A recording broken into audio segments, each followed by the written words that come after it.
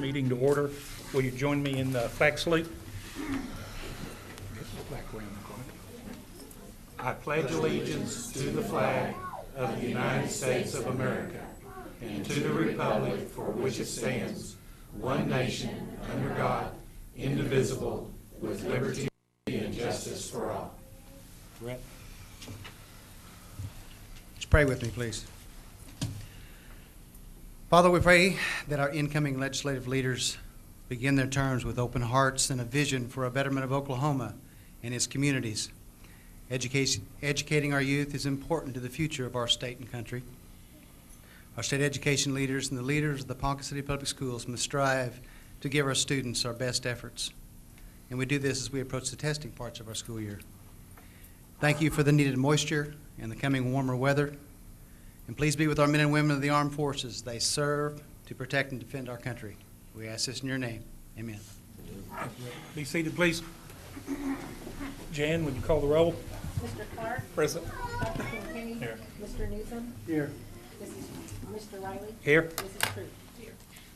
Okay, our first order of business is item 2.1, special presentation to the board members in appreciation for the years of service to the children of Ponca City, and this will be done by Dr. Pennington. Well, I see that you've already removed your special presentations that were at your sites when you came in. You had a bag, I believe, that was from some students at the high school. There are some various sweets and peanuts and other things. Just a small token of appreciation from individuals and sites from across the district. And also, we have a banner that was put together by the students at Union Elementary School that says, Union Elementary applauds all your hard work, and thank you school board members, and it's got the names of each of the board members and some handprints from Union Schools. Obviously, this is just a small token of appreciation for what you do. We appreciate your willingness to serve. You know, I don't think that the general public really understands what it's like to serve on a school board. I don't think that the amount of time that you devote to this system, whether it's in meetings or whether it's interaction with the public, it's more than just showing up for a meeting once a month. And we appreciate what you do, and we are glad to have you. And I'm sure that's why we have a full house tonight of people here for the school board meeting. So anyway, people just join me and just, applause for these 5 folks who. And I always like to remind people that in Oklahoma, our board members do not get paid. And in some states they do, here they don't, unless you're in Oklahoma City or Tulsa, where I think you get $20 a meeting, which I'm sure that's not near enough either. So anyway, thank you for what you do. Thank you. Next order of business, item 2.2, presentation of the Employee of the Month and the Friends of Education Awards. Our first award is the Certified Employee of the Month. That's Katie Shelp, the music teacher at Roosevelt School. So if Katie will come forward, I am very honored to make this presentation on behalf of the staff at Roosevelt Elementary. This is Katie Schlepp, and she is the music teacher at Roosevelt Elementary. And her colleagues nominated her, and I'll let you know what they said about Katie. Katie Shelp has been a wonderful asset to the Roosevelt Rough Riders. She has worked tirelessly with a positive, can-do spirit to bring multiple genres of music, knowledge of instruments, and music history to life. Each morning, she provides a musical listening experience that enriches the lives of every person who gathers at Reveille. Mrs. Schlepp's creative initiative and professionalism has earned her the love and utmost respect from her students, parents, and fellow instructors. The ORF musical program that Mrs. Schlepp initiated has taken the Roosevelt programs and after-school instruction to new level of excellence. The ORF Festival in Oklahoma City has been an enrichment opportunity our students never forget. Music is experienced through dance, movement, and literacy. Introduction to instruments such as the glockenspiels help students become active participants as they make musical interpretation. Roosevelt is blessed to have Katie as our music teacher and as a colleague. She is the most deserving of this honor of Certified Employee of the Month. Congratulations, Katie.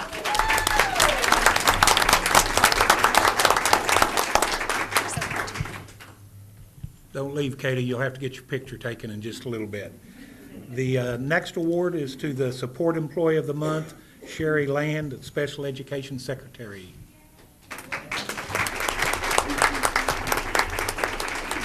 Come on up, Sherry. Sherry Land is our Special Services Secretary for our Special Services Department, and I don't know as a first-year director what I would have done without her, so it's an honor to be able to recognize her this evening and share a little bit about what she does. It is with great pleasure to recognize Sherry Land as Support Employee for the month of January. Sherry is the Special Services Secretary for Ponca City Public Schools. Sherry plays an integral role in holding all of us accountable and in compliance with local, state, and federal laws. To some, Sherry is referred to as the special ed paperwork czar. However, to everyone, she is the special education goddess, and she knows that. A high school teacher says Sherry manages all the special education paperwork for the entire district. Somehow, she manages to make sure we all have our ducks in a row, and without her, it is certain we would all be out of compliance with over 900 special education files in the district.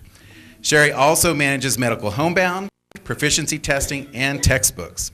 Sherry always guides her work with the best interest of the students, making sure special educators have goals and objectives that are complete and reflect the services consistent with their individual needs. She is knowledgeable in the procedural policies that must be exercised to ensure compliance. She has demonstrated her flexibility and patience with ever-changing policies and procedures with the federal and state requirements, in addition to a new special education director. I'm so sorry. Sherry's ability to respond positively and proactively during daunting and sometimes stressful efforts is seamless and demonstrates her work ethic. Sherry, thank you for your dedication and hard work that contributes to the success of our teachers, students, and special programs.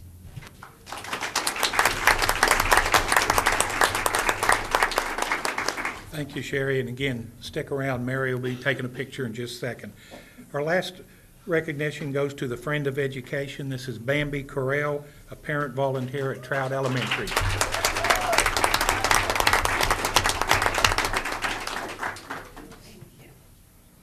you. This is Superwoman. It is an honor to present Bambi Correll with the January Friend of Education Award. Mrs. Correll serves the students and staff of Trout Elementary in many capacities. She's an involved PTA parent of a fourth grader, and he is here with us tonight. Currently, she serves as co-treasurer of our PTA. She plays a key in organizing the annual holiday shop. Some students call her the popcorn lady. She has a team that meets at 7 a.m. to pop popcorn for our students once a month. In addition to her involvement in PTA, Bambi is at the top of the list when parent volunteers are needed. There you go. You brought your whole club here. She works with our library monitor, Jody Baker, to organize parent volunteers to work the book fairs. Trout does not have a certified librarian, so Bambi and April Monroe were quick to volunteer to open the book fair after hours to provide parents a time to make selections with their children. Bambi can be found making snow cones at the annual extravaganza. She also serves on the district committees and the Trout BLT. Bambi Correll wears another hat as a part-time employer of RCB Bank. RCB is a pie partner with Trout Elementary. This year, Bambi collected the change daily from the United Way drive. This year, she carried 307 pounds of change to the bank. She had some help, but I tell you what, she carried the load. She is a great liaison with our partnership. We appreciate the countless hours Bambi Correll volunteers at Trout Elementary. We value Bambi for her smile and her dedication to the Trout students and staff. Thank you, my friend.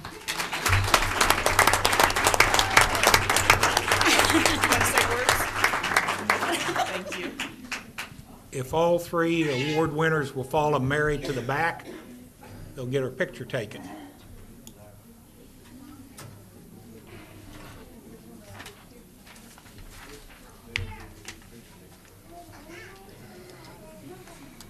Okay, our next order of business is 3.1, comments from the public, and it's always important for the school board to hear what the public thinks. If you remember correctly, a couple months ago, we changed some processes and procedures for addressing the board. Basically, in a nutshell, they say that you need to sign in 15 minutes before the board meeting. You need to address an item on the agenda. You need to identify yourself, and there's a form that you fill out. So I don't think that we had anybody fill out the form for tonight that I'm No, aware did of. not.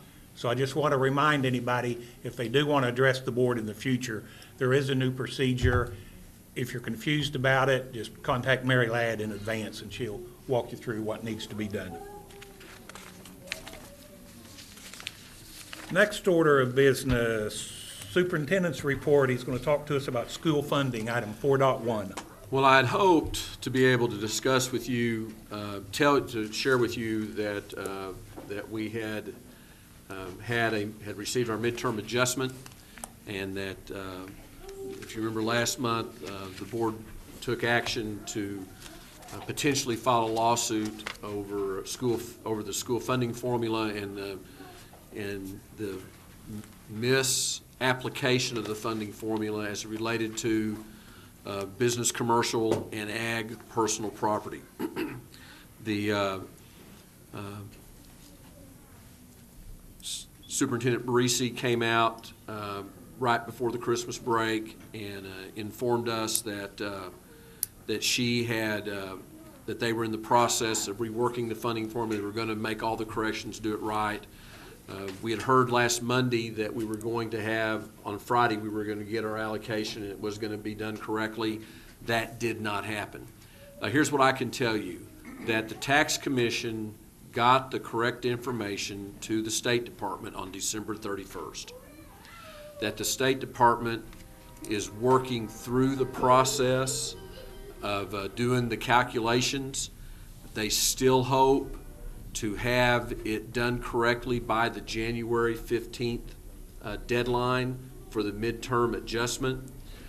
We were informed by Superintendent Barisi on Friday that if the corrections were not made, there would not be a midterm adjustment until the numbers were right.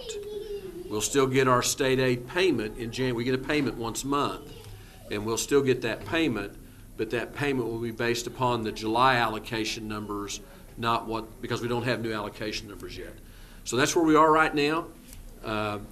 Today is the 12th, and so we're still hopeful that we'll get this all settled by January the 15th. But I think that everything that I've read, everybody I've talked to, seems to point that there is a commitment on the part of the state board to get this right. And then, as I've talked to groups about this, after I tell them how this happened, the next question is, what are you going to do about the past 22 years? And my answer today is what it was then. Let's get this fixed first, then we'll worry about what happened in the past. So, unfortunately, I thought I'd have more information for you to tell you exactly how it affected our district, but we still don't have that yet. We're still looking at about 800,000. That's what we think. I mean, but again, we won't know until we see the numbers run by the State Department. What's the new superintendent of the state saying? Has she said anything since she's taken She's office? not said anything. I know that this has been discussed by people on her transition team. She's aware of the issue. I know that. So, but no, I've not called Superintendent Hoffmeister. I have not talked to Joy about this. She started today, correct? Today at 12:01, she took her oath of office. So I think she's still celebrating right now. I don't think we want to be the first ones to call her with a. So she going to eliminate all those last Friday promotions and new Well, hires? I think we'll just have to wait and see what happens. It's going to be an interesting couple of weeks at the State Department.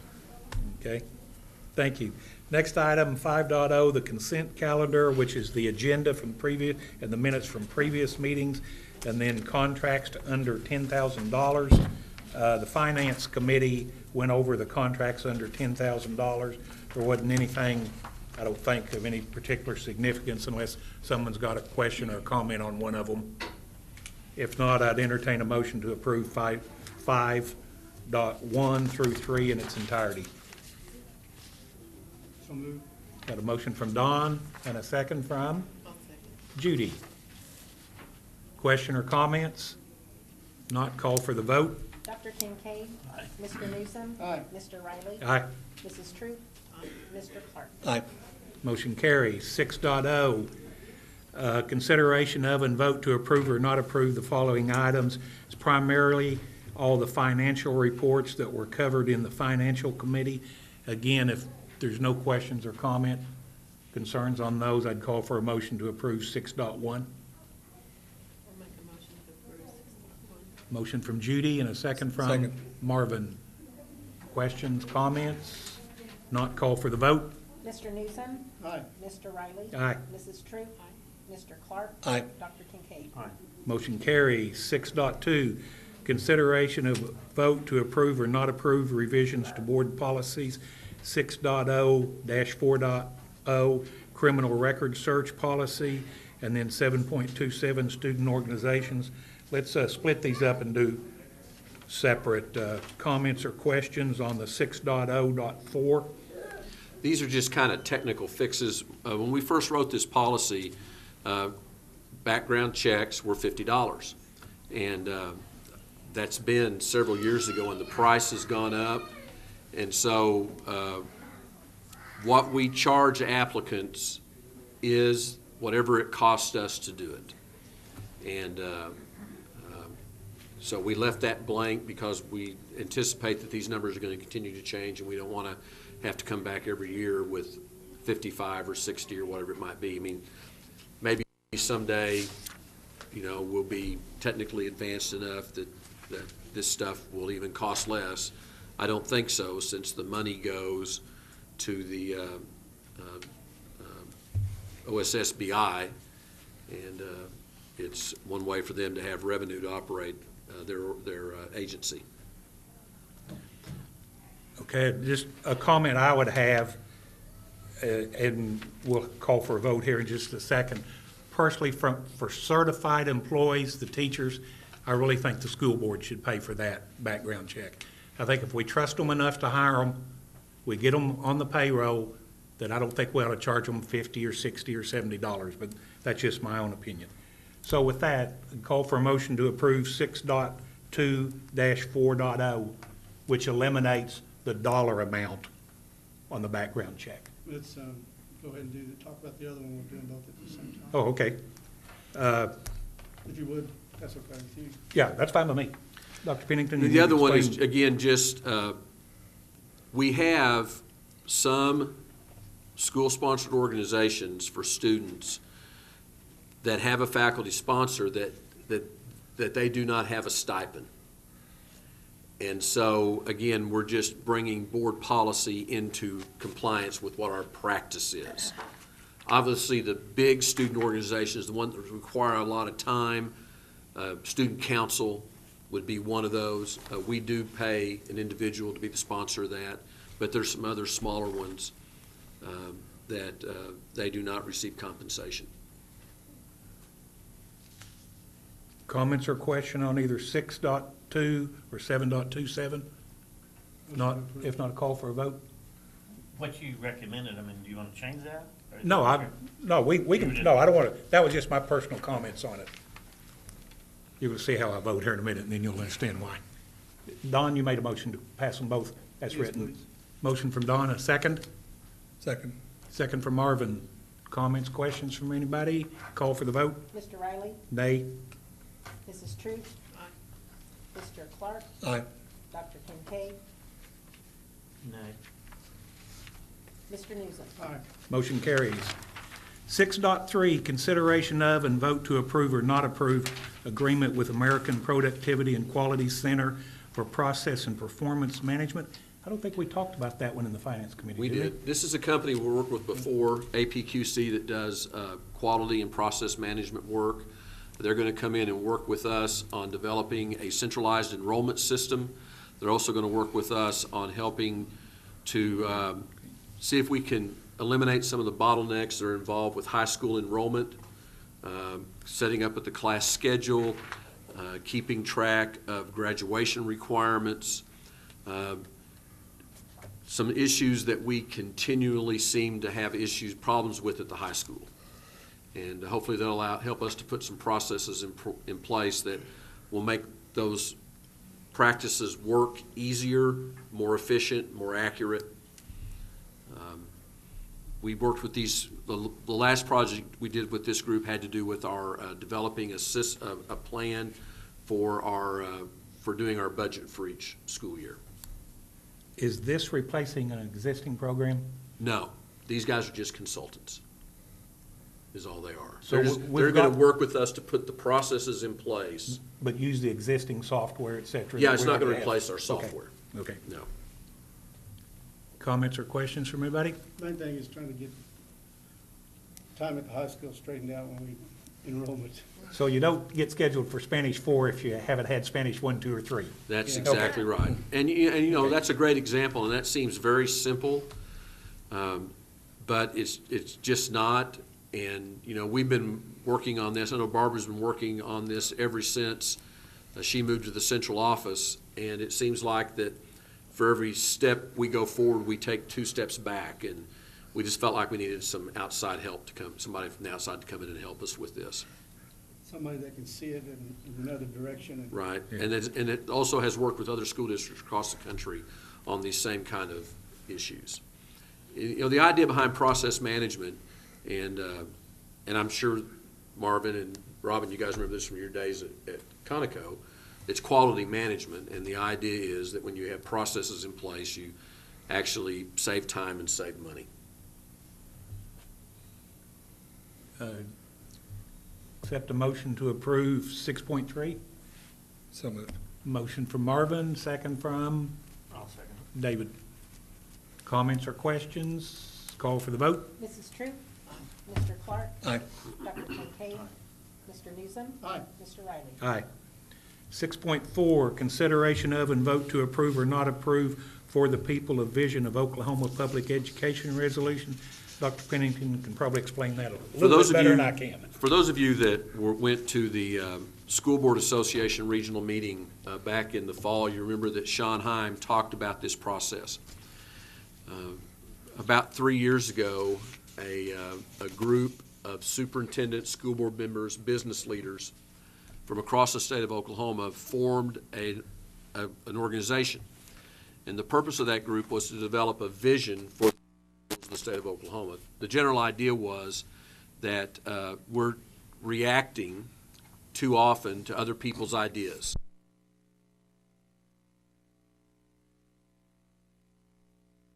Schools. This document that I'm getting ready to read to you is one of the products of that visioning. The Board of Education and Superintendent believe all Oklahoma public schools deserve to learn in an environment that maximizes their potential and develops them as leaders who will contribute to a meaningful life in a democracy, propelling our state forward into a competitive global society. We believe it is imperative for our district and our state to affirm our commitment to student success, create and protect quality learning experiences for all students, rebuild trust and support for education, engage community stakeholders in the success of our public schools, communicate a clear and effective vision for public education in Oklahoma, ensure the voice of local public school and community leaders drives education policy, and advocate for an educated citizenry as a way to move our economy forward. We believe for the people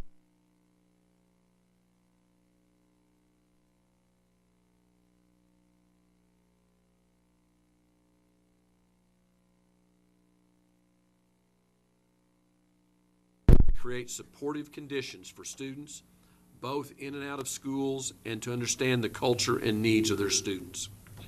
New strategies and approaches to learning, teaching, and assessment informed by what experts know about the art of teaching and the science of learning. Authentic and meaningful early education and out-of-class learning opportunities. A new local control dynamic in the pursuit of enhanced school governance, leadership, and accountability that favors flexibility over one-size-fits-all programs and policies. valuing, recruiting, and retaining effective teachers in every Oklahoma public school classroom, establishing a process to construct or reconstruct quality, equitable learning environments irrespective of a local school district's financial condition, meaningful collaboration with state policymakers for a long-term strategy to properly fund the people's schools and coordination of any short-term and long-term tax and spending policies in alignment with a long-term school funding strategy. Be it resolved that the Ponca City Board of Education and Superintendent on the 12th day of January hereby pledge to support the work embedded in For the People, a vision for Oklahoma public education, and will determine areas of transformation for our districts in our continuing efforts to improve education opportunities for all students. You know, if you would have been at the meeting, those of you at attendance, one of the things is some of this stuff is district related, and I think we do that. We've engaged our public. We've sought input from them. We've worked with our public to develop the vision and mission and the goals for the Ponca City Public Schools. We will continue to do that as we move forward. Some of this is about state and what direction the state of Oklahoma. And I think that when you look at this, some of the things that I see said in a different way than we would see it is a commitment to local control of our schools. That the people that know best for our schools are our local citizens and the local Board of Education. That we need to have, our schools need to be places where students have chances to develop their interest, to develop their own identities. That we need to make sure that when we talk about making changes in public schools, that they are uniquely tailored for each public school, that we don't try to take a model from Florida and implement it in Oklahoma without a lot of input from Oklahomans. The value and that we have to have effective teachers. That, you know, we can have great ideas, we can have a great vision, but if we don't have effective teachers, then we're not going to be able to do anything in our schools. And that having great learning environments is not dependent upon an individual school district's financial resources. That the education of every student in Oklahoma is the obligation of the state of Oklahoma. And then the final thing is that we have to properly fund our schools. If you saw the Education Week articles that were in newspapers across the state last week, you saw that Education Week gave Oklahoma a D in our overall school rating. But if you look at the document, the area that pulled us down was funding. It wasn't curriculum, it wasn't equity, it wasn't assessment, it wasn't teacher preparation. It was the fact that we have one of the poorest funded school systems in the country. If we were just funded at the regional average, we would have had a score that would have put us in the top 10% of all the states in the nation. So we have to get serious about funding in this state. Those of us that have been in education for a long time know that's always the issue in Oklahoma. It always boils down to funding. I saw a report last week where somebody had written that back when they started school in the 1970s, we were 48th in the country in what we spent on our schools, and if you look at our numbers, last year we're back to 48th. We got up to 46, 45 in the early implementation of 1017, but for the last few years we've fallen back. And part of that is because we continue to cut taxes without any consideration of what that tax cut does to the funding of our schools. You know, we depend upon tax dollars. That's what makes us public. And I don't see that changing anytime in the near future. So anyway, I would urge you as a board to adopt this. Boards across the state are adopting this document. I think it reflects what we in Oklahoma believe is important, and that's a commitment to local control, a commitment to student success, a commitment that all kids can learn, and a commitment that education should be more than assessment. Should be more than assessment. A recognition that our over-reliance on assessment narrows the curriculum. And so, anyway, that would be my recommendation to you. With that said, I'd accept a motion to approve the resolution as read by Dr. Pennington. I'll make a motion to approve 6.4. Motion from Judy and a second from Me, Don. Question or comments? Call for the vote. Mr. Clark? Aye. Dr. Kincaid? Mr. Newsom? aye. Mr. Riley? Aye. Mrs. Troop? Motion carries. 6.5, consideration of and vote to approve or not approve the following agreements. A is an agreement with Schoology for its learning management system. This is a renewal at East and West Junior High. It is actually not in the document, but Barbara had checked it out and they dropped it at the high school for lack of use, and we saved $12,000 by dropping the high school subscription. This is strictly a renewal at East and West, and the teachers at both those places do like it. B, agreement, questions on A? B, agreement with Pearson Power School, Premier subscription. Again, an annual renewal of an existing program. It's the Student Information Software System. C, agreement with ImageNet Consulting for automating special services. It's my understanding, Doug, that you're trying to get into the 21st century and not have 16 cabinets full of paper. That is correct. Okay. D, agreement with Jostens for 2006 yearbook renewal, and this is paid for the $40,000 roughly out of the activity fund for the yearbooks. Any questions or comments on A, B, C, or D? If not, I'd accept a motion to approve 6.5 in its entirety. Move approval. Motion from Marvin, second from Don. Question or comments? Call for the vote. Dr. Kincaid? Mr. Newsom? Mr. Riley? Aye. Mrs. Troop? Mr. Clark? 6.6, change orders. Woodlands remodel, East Grand Building remodel, which I think was a couple of board meetings ago, we approved the addition for the special ed offices to be finished out there. We've already approved that, and this is actually the change order for the work being done. And then a little bit of, I think it's HVAC, on the Lincoln Elementary, some wall and trim work over there. It's my understanding the property committee reviewed these and are in agreement with A, B, and C. With that, 6.6. motion from Don to approve 6.6. Second. Second from David. Comments or questions? Call for the vote. Mr. Newsom? Aye. Mr. Riley? Aye. Mrs. Troop? Mr. Clark? Aye. Dr. Kincaid? Aye. Just like to remind you that we're far enough along in the project now that you can kind of see what things are going to look like. And if you want to do a tour, if you'll call Brett, he'll be more than glad to meet you over there or come here and he'll take you over and take you through the building. I know that Don, I was in the other day and Don was in the building, Robin's been through. David, have you been through yet? I don't think Marvin and Judy have, but Looks good, you need to go down there. yeah. I mean, and they're making, I mean, they're making progress, but it's also the slowest part of the process. If you've ever built anything, now you're at the point of putting in flooring and cabinets and, you know, you think they ought to be able to go in there and get that done in a day, and it just doesn't quite work that way. But so they're making lots of progress every day. So, again, that invitation is open to you, so just, you know, call Brett. When's completion now? March? Yeah, when it's, March 15th March 15th. is what we're saying. then when do you think you'll move in? You know, When they're done. yeah, I never get real, When the you know, truck backs up. yeah, I mean, this, we, you know, this is, we don't have school starting in this building, so when it gets done when it gets done. I mean, I'm not as worried about it I'm not as worried about it as I am Woodlands. You know, that's the building that concerns me.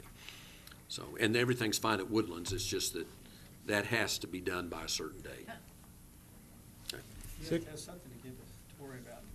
6.7, consideration of and vote to approve or not approve a proposed executive session for the following purposes: to discuss the possible termination, reassignment, resignation, and employment of personnel on the attached personnel report, to discuss the superintendent of schools contract, discuss employment of the superintendent, to discuss confidential conversation with the board's attorney concerning pending claims and litigation, or to discuss the purchase or appraisal of real property, and to discuss negotiations, and we do need to have an executive session.